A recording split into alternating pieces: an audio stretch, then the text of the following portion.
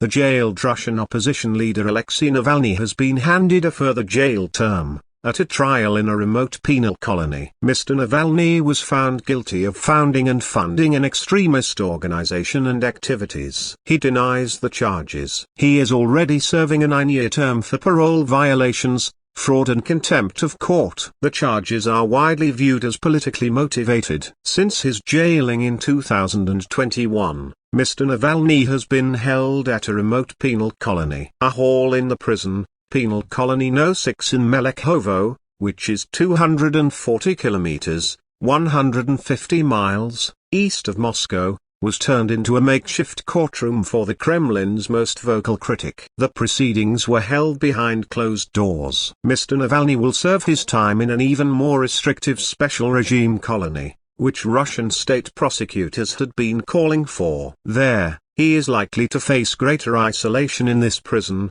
where it will be harder to talk to other inmates and communicate with the outside world. He could also receive fewer visitors than he is used to, including his family and defense team, and may face longer periods of solitary confinement.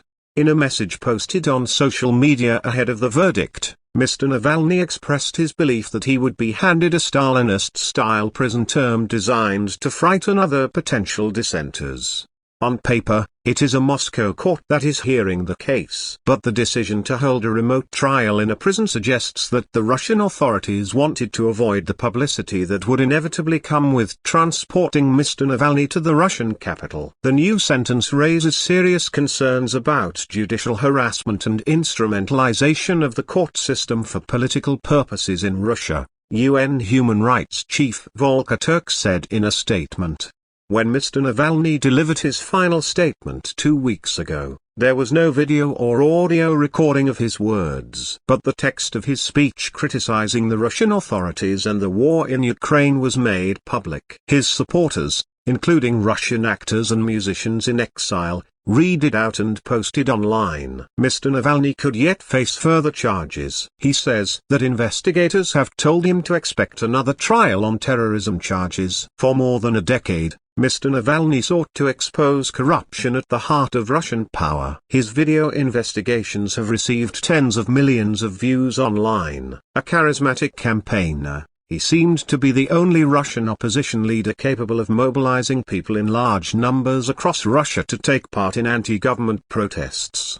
But in 2020, he was poisoned in Siberia by what Western laboratories later confirmed to be a nerve agent. A later report by the investigative outlet Bellingcat and Russian news site The Insider implicated several agents of Russia's Internal Security Service, the FSB, in the attack. After recovering from the attack, Mr. Navalny returned to Russia in 2021 despite warnings that he could face arrest. He was immediately arrested upon arrival at Moscow's Vnukovo airport.